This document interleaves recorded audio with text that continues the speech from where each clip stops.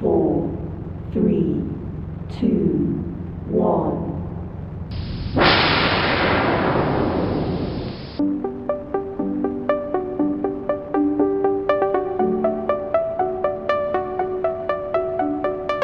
Jonathan Jernigan, welcome to Breakdown. Thanks for having me. Glad to be here. WordPress tutorials, coaching, products, courses, newsletters, premium consulting, YouTube, a plugin. How do you do it now that you have a little one running around? Little ones running around? Yeah, 20 bops. It is extremely difficult, I will say. I have always been really careful about what projects I'm taking on and how I'm budgeting my time, or so I thought.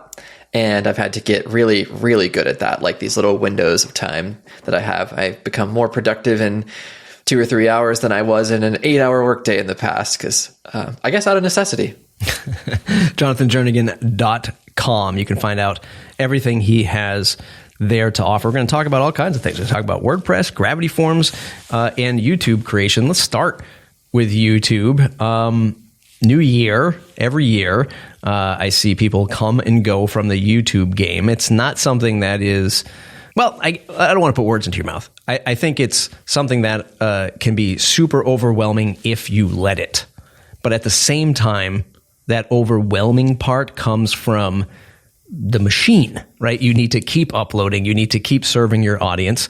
And that gets you on this hamster wheel of, this constant push to create. Do you approach it like that? Is YouTube a business for you where you must show up and deliver week to week? It's a really great question. And I think I go back to what began YouTube for me, which was a total accident. I started creating tutorials in early 2018 when I was working at Oxygen Builder. And at the time, it was this revolutionary tool for me where I kept discovering these neat things that I could do with it. And I thought, man, I would love to see this video out there. And I would search and it wasn't there. So I made, honestly, the most janky tutorials I could. They were horribly lit, terrible mic, all those kinds of things. And for a long time, I didn't even show my own face. And then it just grew and grew. And suddenly I had people who were figuring out my name and email address, even though I didn't have my name associated with the YouTube channel. It took me a long time to realize, wait a second, this is actually a business asset. Like this thing people see and they want to come hire you. So for many years, I was treating it as something I would be making multiple videos a week. And then, of course, you mentioned the machine. I get burned out and kind of faded away. And as I've gotten a little older and been in WordPress, this past December was 10 years, some of the motivation kind of fades. But then I look at, you mentioned all that stuff early on, courses, consulting, all those kinds of things. Every ounce of that success has come from, consistently showing up and being present on YouTube. People are not typing that into Google. They're not typing in WordPress consulting. They're seeing somebody on YouTube and they're like, oh, I want to talk to that person. So yeah, I've been inconsistent over the last year, but even then I still recognize it's such a valuable marketing tool for honestly any business. I encourage my old agency clients too. Like even local businesses benefit from it. It's so incredibly powerful. Yeah. There's I put out something the other day and somebody was like, well, you didn't sell me in the first minute, right? So I'm not subscribing, right? And I'm just like, man, and this is my own detriment, right? And even this show, Breakdown for Gravity Forms, it's about just having that real one-on-one conversation with somebody in the Gravity Forms space.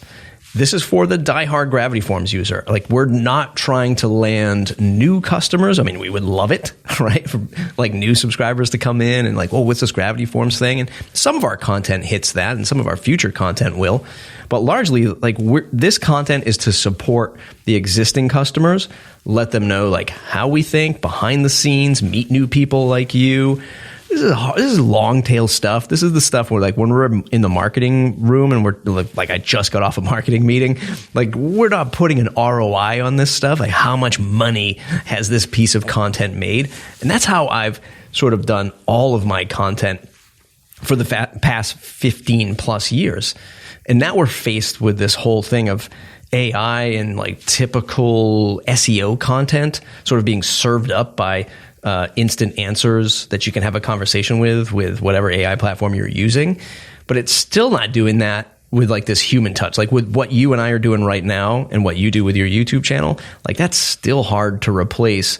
It's a long way of me getting to, like, do you think that the future of content making for you is a little bit more like personal and bringing in the human experience versus just the YouTube tutorial? I'm torn. I don't have the answer. Like, I'm torn on what kind of content for myself to create too. But is the future going to be more personal in these conversations that AI can't replicate? I certainly hope so. And I think that it will, because people are going to be able to see through what's like surface level and what's AI generated. And especially when it comes to video conversations like this, you can't fake it in a way that's convincing enough yet. And with the types of work that we do, people want to trust that somebody they know, like, and trust. That's that simple, silly little cliche. They want to know that the thing that they're using or getting involved in is supported, and there's a community of people around it. Like the various page builders that you could pick. Like you're probably not just going to buy one at random. You're going to go look and see like who's actively using this, who is out there. And that's true too of like all the content that I make. I try to be as authentically me as I can, because I think that shines through. And in the past, I was nervous and hesitant to do that and blend, sort of blur that line of like my offline persona and my online WordPress professional persona. Like they were kind of two different entities for a long time. But I found as I became more me, and like in newsletter writing or in YouTube just saying things that I would in real life, like being silly, interjecting those little bits of personal flair. I almost never had people responding, in the past when I was stiff corporate me.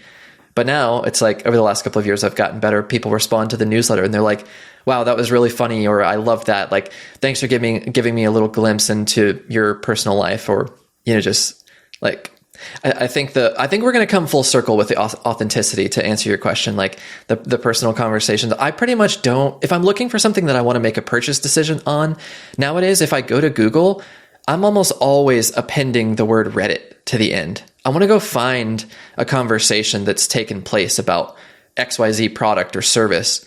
I'm pretty much not going to go into the search results, because it's like half of them are AI slop, especially if it's a paid product, like something on Amazon, you're not going to get real reviews. And I mean, you could argue that Reddit results could be just a bunch of bots talking to each other, but that it's less likely, Yeah, that verification process is tough. And we use that. I mean, I know I use this as a consumer. It's Reddit, it's YouTube, right? I want to hear and see like people using whatever thing that I want to buy. But then also, yeah, you get that like quick, because you're reading on Reddit. So you're just scanning through this stuff and you're getting those quick hits of like it, don't like it, use this instead. And it just sends you on all these like crazy rabbit holes for better or worse. But like that verification for a human purchasing decision, if we're just talking purchasing decisions, yeah, man, that stuff is super powerful.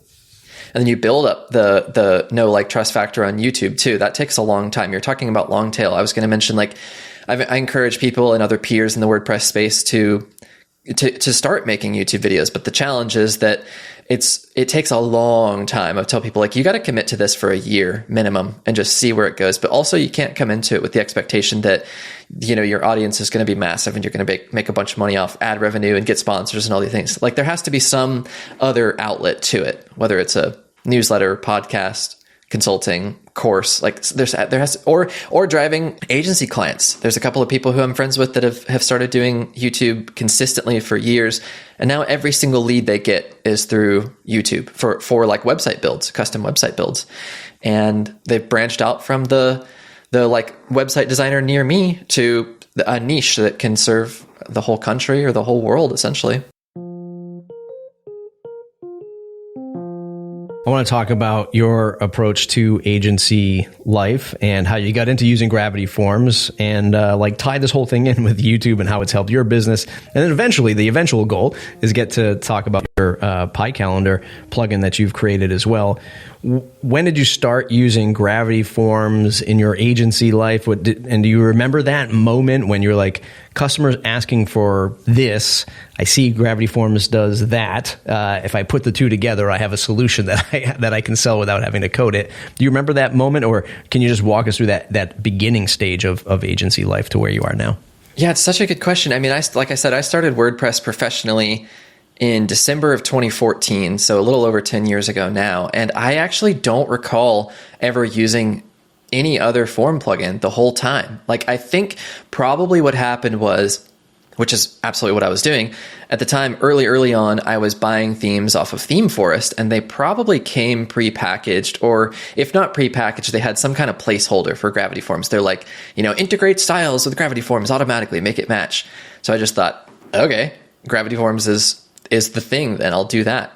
And ever since then, I've stuck with it all these years and been so happy with it. And we can touch on it, but from the most simple stuff like name, email, phone number to fully custom things with ACF and those kinds of things. But early on in the agency, I realized more so than just generic contact forms, I was using this selling point to customers for the idea of taking their PDF intake forms, like a veterinary clinic. They had this long-winded thing that people had to sit down and fill out on paper. But I was like, we can take this and just put all of these questions into Gravity Forms, and you can go to myvet.com/intake, and they can just fill it out on their phone right there. It's less paperwork, it's less error prone, and less hassle for your front desk. And they said, really? You can do that? Now, in the back of my mind, I'm thinking, I'm pretty sure I can do this. And of course, I was able to pull it off. And then I just started offering that to all my clients. That was a thing I just was kind of including that I could do. Another one was for a title company, a real estate title company, like filling out their long, like borrower type escrow forms where accuracy is super important, making sure that those things were logged and emailed. And there's so many benefits to that just for local agency customers. They all have some kind of intake form, and a lot of them didn't even ever consider the idea that it could be digitized. But that was a huge selling point. That was like the first moment where I started to like branch off from like Gravity Forms is just this basic contact form system for me to like, wow, this is like a powerful tool that I can use to increase revenue, make clients happier. There's so many things about it. Do you remember the milestones for your agency and how you thought of changing price? So let me frame it for you. I mean, I remember when starting my agency, it was just like, I'll do whatever. You got $500? Give it to me. I'll build you like whatever you want. And then obviously over the years, growing, my agency that I ran for a decade, which still runs today. My dad runs it. When I left it, it was, we were doing contracts of 30, 40,000, for the year, like building out these things. And, it's, sounds greater than, it wasn't just selling a $500 site for $40,000, like bigger projects, which were probably still priced too low when I think back at it. But Gravity Forms has like this sort of stair step approach, right, to pricing, starter, medium, and then elite. And as you move up the chain of licenses, you are getting more add-ons, more features, but it also means that you're leveling up with customers. So you could start for $60 a year with Gravity Forms, just use it as a nice contact form, stable, it works, it has everything you need in it. But then as you need, let's say, Salesforce or HubSpot, and you're getting into that level of customer, well, it's very easy to just spend another couple $100 for the year to support not only that one customer, but many customers in the HubSpot pool. Do you remember those milestones when you started charging more as you started to get more, I hate to say better customers, but better qualified customers? Like, do you remember those pivot points for you? Better is definitely a factor in it. I mean, it's like that meme we've all seen. It's like $500 customer. It's like, send me your name, social, bank account. So it's like $50,000 customer. It's like payment sent. Have a nice day. Yeah. Like, it's so true. The milestones I don't exactly recall, but I know that like when I first started really delving into Oxygen Builder, I started to kind of branch out or maybe expand my own capabilities just in terms of like a quasi developer, still not a proper like, PHP, JavaScript. I'm not a Brian Cords type that can just sit down and bang out some code. But with a tool like Oxygen, I started to realize how much more I could do and then toss in Gravity Forms. I think probably the first big like aha moment was the front end post creation add-on for Gravity Forms, where I could allow people for a variety of different, websites to submit posts from the front end, like event websites, or for instance, a client a couple of years ago, like 2 years ago, they had this kind of document library, and they had a couple different people across the organization that needed to upload documents to the site. And we just slapped a front end Gravity Form on there. And so, yeah, I think, I don't remember. I've had the Elite license for so long. I don't even know what's included. I just know that I have access to it. And it actually just renewed yesterday, funny enough. So there's a nice little chunk of change in the Gravity Forms account. But yeah, there's just a couple of different situations like that I realized, like there's so many pieces. Like the user creation add-on was a big one. That's probably the one I use most often, since I tend to build membership sites for clients. Front-end post creation, things like the integration, with SendGrid as my SMTP provider. There's just a bunch of things like that where as you start to get more and more capable and have more and more diversity in the types of sites you're building, or maybe not necessarily diversity, but increased complexity because you're offering more, you just expand with Gravity Forms. There's just pretty much never something that I haven't been able to do with it. I'm trying to think just the other day what the add-on was that I was looking for, and I just went into the Forms add-ons button and Control F and typed in, like, maybe it was Postmark or something like that, but it was just there. The add-on was there and ready to go. What about on the packaging and presentation side of realizing, you know what, I should be charging more? Like I just hinted at that before. Like we had some big like corporate customers, and we were like, ooh, $40,000. I wonder if they'll say yes. That was like nothing. Right? In their spend, that was like nothing. And we're, as a small boutique agency, we're like, God, we hope we get this contract, because it's a big contract and it can float a boutique agency like mine, or was mine, for a good portion of the year. Do you remember when your positioning and packaging sort of changed, where you realize, oh, you know what? I could have been, I don't want to, let me just take a step back. For the person who's listening to this and not an agency owner, while it sounds like just add another zero, and you hear us say that a lot in this space, it's also, you can say that, but it's also like you come with X amount of years of experience. Right. So it's just like, eventually we just say add another zero, but it's because we've been doing it for so long and we've realized that there's value in that. Okay. Fast forward to Jonathan. When did you make that milestone for your agency? Yeah. I mean, I kind of have to step back way before WordPress. At my old computer job, I worked for this IT company for a number of years, and we billed hourly. And my boss, shout out Cameron, would always say, customers don't get a discount because you're more efficient, because you've done this 50, 100 times, and technically it should take an hour of billable time, and you can do it in 15 minutes because you've done it 100 times. Doesn't mean you only bill 15 minutes. And that was always ringing around in the back of my head. So as I started to increase my own capabilities, I realized I can create a front-end post-creation form in 15 minutes because I've done it 25 times, but the value to these companies is massive. And the eye-opener for me was, I will never forget, it's a client I still have to this day, that real estate title company I mentioned. They've been with me for, I don't even know, probably the whole 10 years, but they are partnered with this law firm, and they allowed me the opportunity to bid on the law firm's RFP for their website.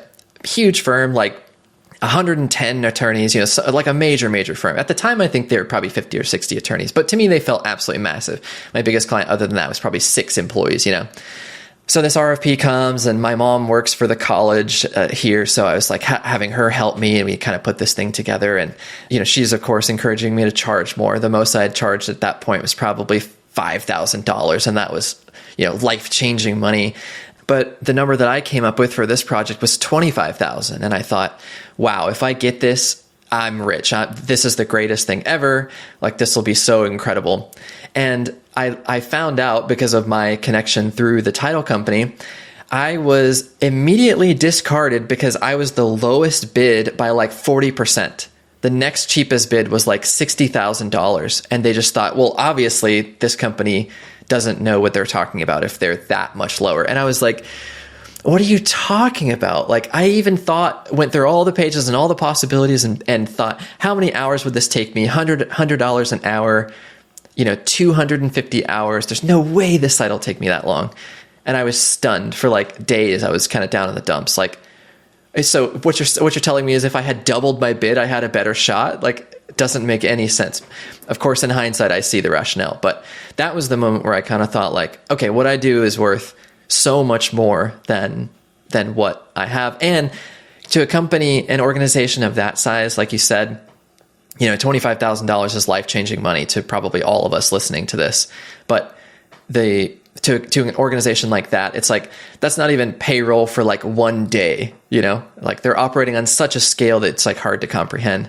So that was the moment. I think that was probably 2018 ish, somewhere in there, 2019. And then, yeah, that's funny. I have the exact same, that was the exact same aha moment for me in my business, in my agency was a law firm. They were sizable. They weren't as big as like 100 plus, but there was probably, I don't know, a dozen plus or 20 plus, attorneys under this brand. And it was the same thing, like go into the room, into the conference room at their place, and there's just like 15 people in the room and you're like, wait a minute, what's happening? And it's like, you're presenting this thing. And you're like, it's $12,500. And if you pay me 50% up front, they're just like, what are you doing? Like, this is nothing, right? Like our toner, to put the toner in the LaserJet printer is more than this website's going to cost us. And that was a huge realization moment for me. And I think here's what I think. I think anyone who's getting into the agency game should try to sell a law firm, but never do a law firm website. Just go through it so you know what that gauntlet is, but never have them as a client, because we did land a few afterwards and it was the worst. Largely because it was just not the right fit. It was going after money, going after the contract, and not knowing the business. And if you know the business, you go after it, but there's some big competition out there that know this space. But definitely try because you're going to learn a lot from that experience. I mean, that's like, I actually never landed a real estate client. Funny enough, I missed that one, and that opportunity never presented itself again. I would never, ever do real estate. I did a couple of those early on, and that was a hard, absolute no for the rest of my time. Even today, I would never take one on. And then e-commerce, for whatever reason, I just never got into e-commerce. I'll do simple stuff. Like if I can do it with Gravity Forms and the Stripe add-on, we're golden. But anything more than that, it's like, no, thank you. For managing inventory and stock and, SKUs and all that kind of stuff, not interested. So those were like a couple of my hard no's. When did you start to make the transition into thinking about product? We're going to talk about PyPlugin and that in a little bit. But when did you start thinking, okay, I'm going to do courses and augment this business? When did that kick in, and how did that work out for you? The courses came about kind of like the YouTube channel, sort of by accident. I created my YouTube channel sometime in 2018, and at that time I was just making Oxygen Builder tutorials. I was in that Facebook group, and it was growing pretty rapidly. And I knew, just based on how long I'd already been in it, kind of 2 years, that what I had learned through that time really helped me transform, like we're talking about, the price of projects that I could do, the scale of things that I could do. And I knew that the learning curve was really steep. So I thought, what if I just threw together a start to finish course? And I had no idea. I didn't know anybody that had ever made a course. It was totally blind. And like I said, I was doing it legitimately on a $30 little blue snowball mic, like on my desk, where if I like typed too hard, it would be like clack, clack, clack, like it was shaking in the background. And I was super, super nervous. I remember laying in bed on Christmas Eve of 2018 with this idea, just thinking like, wow, like maybe this will work. Just writing down ideas, like unable to sleep, almost like a kid on Christmas, essentially, except I was writing down tutorial ideas for this course. And then I worked on that all through January, the whole month, every single day, like to the detriment of client work at the time, and released it in, I think, early February of 2020, or 2019, 2020, I forget. But the first month, it sold like $7,000 worth. And I was like, wait a second, like that's 2 client projects worth to me that I was able to do. And then it continued selling and continued selling, continued selling. And I started to realize like, wow, the scale of what you can reach with a product like this is so much greater than you could ever do as, a service-based business. And just like kind of one of those times of like being out of the office and coming back and there's 2 sale notifications, just like, wow, that Oxygen course was really the wake up call for me to be like, I probably need to be augmenting my work, like with product, whether it be a course or a plugin or something like that. And I still do client work, very specific, niche stuff right now, because it keeps my skills fresh. I'm able to continue to come up with tutorial ideas and make relevant courses and that kind of thing. But yeah, it was the that like early YouTube. I had like 900 subscribers when I released the course, so like almost nothing. Wow, that is you kind of answered the question. The other question I was going to follow up with is what you think about continuing to do service work. Because I think it's a great cash flow. If you're dotting your I's, crossing your T's, and you get the right client, cash flow is pretty good on the services side. But then it's also on that research and development side. Like, you understand what's happening in the space. So you're just keeping like one arm over there so you can understand what customers are looking for, and that'll help transition over to, courses and other products. 2025, still possible to have big launch days with courses? What do you think? Yeah, definitely. It certainly is. I was actually, funny enough, talking about AI earlier. I exported all of my sales data, kind of stripped out the info, and I just wanted the date and the price, and I dropped those into Claude actually, and asked it to plot it on a graph so I could kind of see. And you can look at the course launches. I did one April of last year. And you can see the big spike in the pre-sale, and it comes down and kind of trickles on for a while. But yeah, it definitely is. And I have a Generate Press course that's done well over the last couple of years.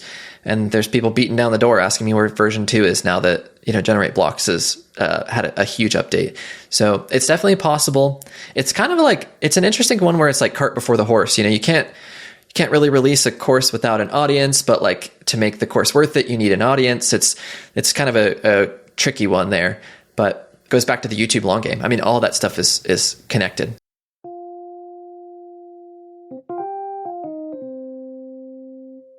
Something I was dabbling in before I stopped my agency work day to day was a course for my customers, right? So I think in the framing of, if you're somebody listening to this going, I want to do this too. I also want YouTube channel, audience, course, maybe digital product, etc. I think sometimes, if you're still in that mode where you're servicing clients, like so many of us start with, you can actually start with a lower offering course that fills the lower, if you want, fills the lower end of that service market, where the customer comes to you and they say, hey, how much do you cost? You say it's $5,000 per project. They go, I don't have that, but you can buy this for $500, and that'll help you, get along the way. There's an opportunity there. You might not sell tons of them, depending on who you're servicing, but it's also a great way to practice the pitch, the offering, putting it all together, seeing how much time goes in. And I think that's a nice way to stair step into maybe what Jonathan's doing with, all of his courses and stuff like that. Connected to that, I have a couple of peers, and I'm sure you've seen this yourself, the idea of productizing a monthly subscription website, like a website as a service. And there are people out there who are doing incredibly well at this, and you don't need a big team to scale those. And there's a lot of people who are resistant to videos and courses and stuff because it's daunting. You need a camera, you need a light, you need a mic, stuff like that. But the thing about the website as a service that's so compelling is it's all MRR based. So if you have 30, 40, 50 clients all on a monthly retainer, that starts to add up really quickly. And it's all template based. So you're not having to start from zero every time. So the ones that I've seen most successful are those that are highly focused on a specific niche, like home contractors, roofers, plumbers, people like that, or attorneys. There are ones out there that specialize in attorneys. And that's a very interesting one. If people just love being in the work, if you're listening and you just love building websites, you know for a fact a course is not for you, that's something else to look into as well. It's it can be done, but I think a niche, a very clear niche is required to pull that off.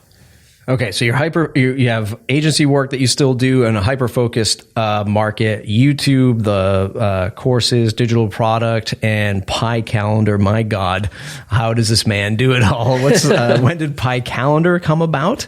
When did you think, you know what, I'm taking on the calendar I'll say you said this. Okay, I'll take on the calendar and event space. When did this come about, and how's it going? Great question. I mean, it's yet another point for me not wanting to pull away completely from client work, because this idea came about with that title company I was talking about. They asked me to do this calendar date reminder related thing, and there was no solution in WordPress that fit the bill. There are plenty of other hefty event plugins out there that will do everything under the sun, tickets, QR codes, venue management, all those kinds of things. But this just needed to be some data on a calendar, and that's it on their WordPress site. And there just wasn't a good solution for that. So I started just kind of building a demo. And actually, funny enough, it came about because I was able to pull it off with ChatGPT. I was able to go find kind of the bare bones, like one of those open source JavaScript frameworks of like just a raw calendar that does essentially nothing. You have to bring in everything else on top of it. And just say like, okay, I have this ACF field. It's got a date. Put it on the calendar for me. And ChatGPT, you spin your wheels early, going around. Eventually I got there and I was like fired up, like, okay, this does what I need it to do now, except it's all this like raw code that's not that usable. So I went to a great friend of mine and said, hey, can we partner on this? Like, I just need somebody with the development chops to pull this off. And the idea was that the name PyCalendar comes from what our working title was, any post into event. We just thought you're just going to turn any post on your WordPress site into an event. And so we thought, well, that name kind of sucks. So we just took off the A and we're like PIE, post into event calendar. And we said, oh, PyCalendar, perfect. And so that came about really out of a need to fulfill a client obligation where I committed to this thing and then I got into it and realized, wow, this doesn't exist. So we had to kind of fulfill that. And it's just blossomed since then. And people absolutely love it. We have well over 1,500 customers now. And that has been so tremendous. Every single one of them tells us we love it because it's so simple. It intentionally does not sell tickets. It does not do venue management. There's all kinds of things it does not do, but all of that is extremely intentional so that it's just a super simple and easy to use calendar plugin. So as somebody who started the concept and like I'll call it wireframing the solution together with AI, how do you feel as a product owner about the barriers being lowered for folks to do exactly what you did instead of going, oh, maybe I don't need this PyCalendar thing. I'll go just build it myself. What's your gut reaction? Kind of like the Gravity Forms, you may look at it and say the elite license is $259. It's like you're going to spend way more than that in your billable time to try to do it yourself.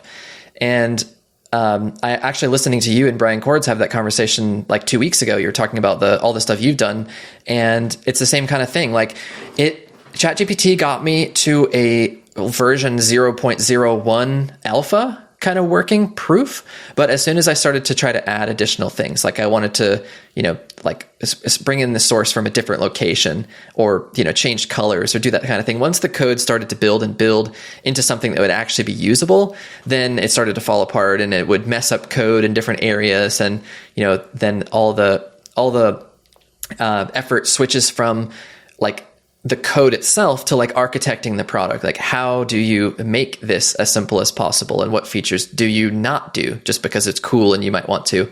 So yeah, I think the idea that like what it helped me do as a non-developer to prove this concept is incredible. And there's some conversation I think that exists there for WordPress, like people contributing to WordPress who like me wouldn't be able to write JavaScript code. Maybe you can make some prototype that you can demo to people that will never actually make it into core, but at least you could prove the concept as a piece of functionality, I want to ask you some marketing research question. I've never done this on a Gravity Forms podcast before, but as a Gravity Forms user, right? We were just talking about this today in our marketing meeting. Of course, AI, everybody's talking about it. We don't have so many customers knocking on the door, but we know people are looking at our competition going, well, your competition already loaded in ChatGPT integration 6 months ago. And that's great, right? I would like to say that we're slightly biased and we're trying to take things a little bit slower and stable. Do you want AI in your form solution? If so, how would it help you? Most definitely not. Absolutely not. If it did come, I would hope that it's off by default or some kind of add-on that I have to add in, which I assume that's how it would be. But the Gravity Forms, I think, has been such a staple for me because it's so stable. And that's kind of the whole stack of things that I use. Like Generate Press is rock solid. You can just count on when an update comes. You can just press the button and walk away. You just know it's going to be fine. And I just experienced this. I had an old client who was not on any kind of care plan. They came back to me after like 5 years and said, hey, the site doesn't work. Like, oh, well, no surprise there. They were on Gravity Forms like 2.1 or something, and we're at like 2.9 whatever now, which doesn't sound like a lot, but there's been a ton of changes in that time. Like 2.5 was that the whole UI update. It just updated and the form continued working perfectly fine. And those are the kinds of products that I want, not like gimmicky, like, type in your form because it's going to save you 7 seconds of dragging in a couple of fields to the thing. So no, I definitely, I'm much more on the opposite end of the AI hype spectrum. I'm much more reserved. And honestly, like the Gravity Forms, I told you this before offline, Gravity Forms documentation is so good that I can just go copy the page that I need, drop it into ChatGPT and say, write me this function, and it can just do it. So it's like, I don't see the value in it. It feels like such a gimmick, and kind of like the point we were talking about earlier with the personal conversations. Like I think we're going to come back around to where people don't want that stuff anymore. Yeah. Yeah. I don't want to speak fully for the product team here at Gravity Forms, but there is, what I do know is like, we watch the market. We have a lot of customers, right? We are not a brand new form plugin that just hit the market where we can just absorb every new piece of tech, right? For better or worse, right? There's a lot of backwards compatibility that we're tasked to support, right? Because for the exact reasons you just mentioned, we have customers using Gravity Forms in some crazy edge cases, that we just can't be pushing out, OpenAI integration for everything you do. It wouldn't be good. When we hope that people choose us for that reason, but we also understand that people want new stuff. But I was installing a plugin the other day. It's not even a plugin; it's a theme, and which has like companion plugins, and it just kept prompting me to do the AI stuff. And I'm like, I don't want it. I don't want it. I don't want it. And there was no like, I don't want this anymore. And I would install the theme. Hey, we got this AI thing. Close. I install the plugin. Hey, we got this AI thing. Close. Like, I don't want it. And this is the thing. This is another thing that we watch here is every plugin and theme is going to request their own way to do AI. And before you know it, in only a short, like 6 months from now, you're going to be installing your WordPress stuff and you're going to have all these plugins and services doing different AI things in different ways with different backend service providers. And we're just like taking a step back and going, is this what we really want? Like just for the sake of marketing with like 2% like productivity boost for the end user? I don't know. And this is a more like long-term question for WordPress. Like where does WordPress go with AI? How do you see like that integrating into WordPress?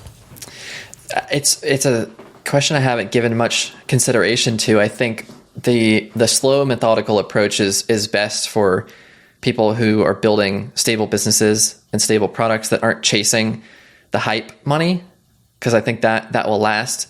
That would be really good short term, but long term it's not going to be the way. I think about me coming from just like a love for all things automotive and like the way that a company like Toyota operates. They're like one of the biggest players in the world, and yet they're not chasing the newfangled stuff. Like their vehicle hybrid technology, if you look at it compared to like a BMW or an Audi, it's behind the times, but it's rock solid. It works extremely well, and you know exactly what you're getting. And that's kind of the way that I would want to use or pick products, like ones that are chasing like the current AI hype.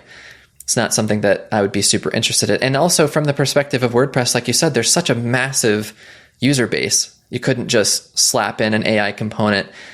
And I'm not sure that I see any form of value in it when it comes to WordPress. I couldn't envision a case right now in WordPress where I'm like, I wish there was an AI piece to this, except maybe like some basic like demo data for testing. Like tell the AI, like create me 10 posts that are themed around like a business blog. So I have like some real photos, some real data.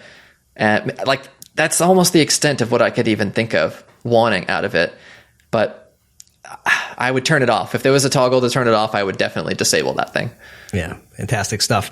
Jonathan, this has been a fantastic conversation. We ended on talking about PyCalendar. You can go to PyCalendar.com to check out Jonathan's calendar plugin without AI, FYI, and JonathanJernigan.com to check out everything else that he has to offer. Links will be in the show notes. Jonathan, anywhere else you want folks to go to say thanks? Also, my YouTube channel is my name as well, Jonathan Jernigan on YouTube.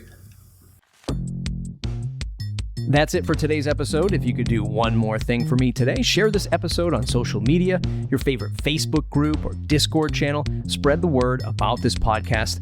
It really helps. If you haven't added Breakdown to your favorite podcast app, point your browser to gravityforms.com/breakdown and click the icon of your app to add us and listen to us every 2 weeks. Okay, we'll see you in the next episode.